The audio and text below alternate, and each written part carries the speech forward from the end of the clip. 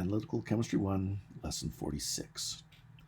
Now we've glossed over the details of what happens between the formation of a precipitate and successfully isolating and measuring that precipitate for gravimetric or other purposes. To wrap up this section, we need to mention some of the physical principles involved for improving the quality and utility of a precipitate. Gravimetric analysis is a very accurate method. Historically, it was the background of a lot of scientific progress in the 18th and 19th centuries. Many of the early measurements of atomic molar masses was accomplished gravimetrically. Now, Berzelius is just one of the many early scientists who measured atomic masses and discovered new elements through gravimetric methods. But gravimetry tends to be slow and tedious. We wish precipitates would form nicely and settle out of the solution. We wish that crystals would be large and pure. We wish they could be easily filtered, but sometimes they crystallize as such a fine powder that they pass through the filter paper or get caught in its fibers and are lost to our analysis. And these days we have a much wider array of instrumental methods available, but it still has a role to play, particularly when preparing standards for calibration of instruments. Additionally, many of the techniques developed over the centuries to make gravimetry more precise can still be used now to isolate samples with increased purity and crystallinity. One of the most important techniques for understanding the molecular structure of a new protein, for instance, is that of X-ray crystallography. And one of the most difficult aspects of those experiments is to carefully precipitate and crystallize the protein so that it can be used in the X-ray diffractometer. These techniques are very important. From a gravimetry perspective, one precipitates an analyte for weight measurement. For accuracy, the precipitate needs to have negligible impurities, negligible solubility, and have a maximum particle size. Understanding how crystals form helps us to determine the procedures to improve the quality of a precipitate. Consider thallium chloride. At 25 Celsius, its KSP is 1.80 times 10 to the minus 4. Its solubility, of course, is just the square root of the equilibrium constant, 1.34 times 10 to the minus 2 molar. Imagine a solution that is 1 millimolar in thallium 1 plus ion. We start adding HCl, which obviously increases the chloride ion concentration. When we've added sufficient HCl for the chloride to reach 1 millimolar, the solution still is transparent with no evidence of any precipitation. The product of the two concentrations, 1 times 10 to the minus 6, is less than the KSP. The solution has not reached the saturation point for precipitation to begin. We say it is undersaturated. We continue to add HCl, and when the chloride concentration reaches 0.18 molar, the solution is at equilibrium and precipitation just begins. We say the solution is now saturated. The addition of a small amount of HCl will slightly raise the chloride concentration. Such a solution is now said to be supersaturated. It is from a supersaturated solution that precipitation occurs. The thallium and chloride ions bump together with sufficient frequency that they start to stay together long enough for more to join them, and this continues as particles start to grow. But the particles also dissolve. Throughout the solution, small groupings of ions come together and fall apart. But every now and then, one of them gets big enough that it starts to grow. Its surface becomes larger, more ions collide with it and bind, and it starts to grow into a larger crystal. We say that nucleation has occurred and that the nucleated crystal has surpassed a critical size. Nuclei continue to grow, draining the surrounding solution of ions.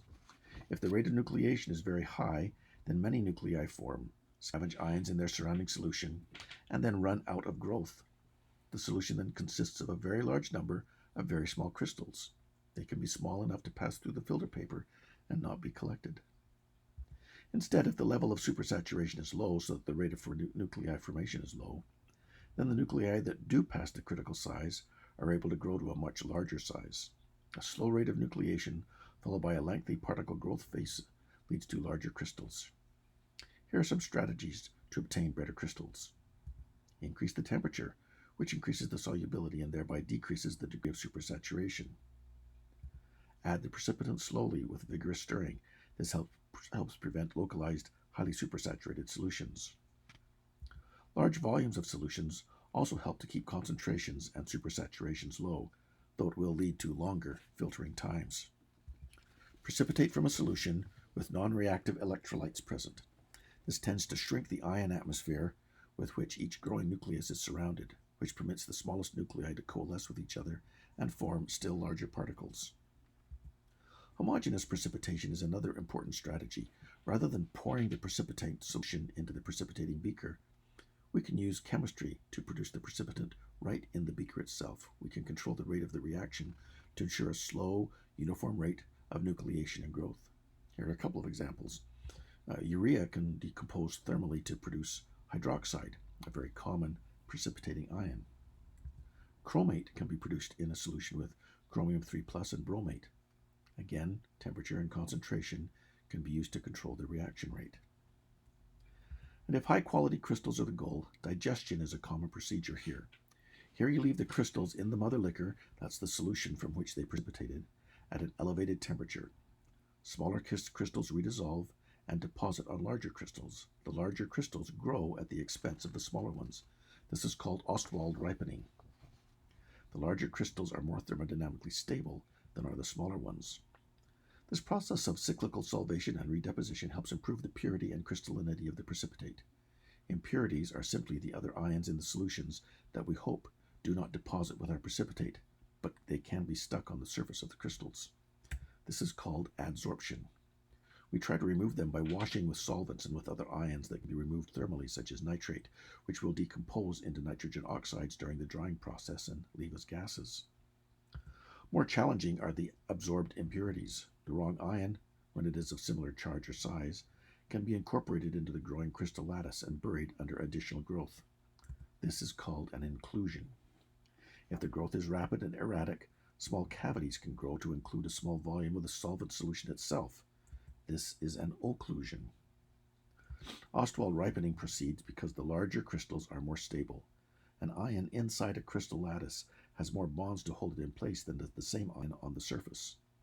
A larger crystal has a much greater proportion of its ions inside the crystal than on the surface. Small crystallites dissolve while the larger crystals pick up the redissolved ions and grow at the expense of the smaller ones. Digestion helps to improve the crystal purity and crystallinity, both of which improve the accuracy and precision of any gravimetric analysis. A final alternative approach is called Electro Gravimetry.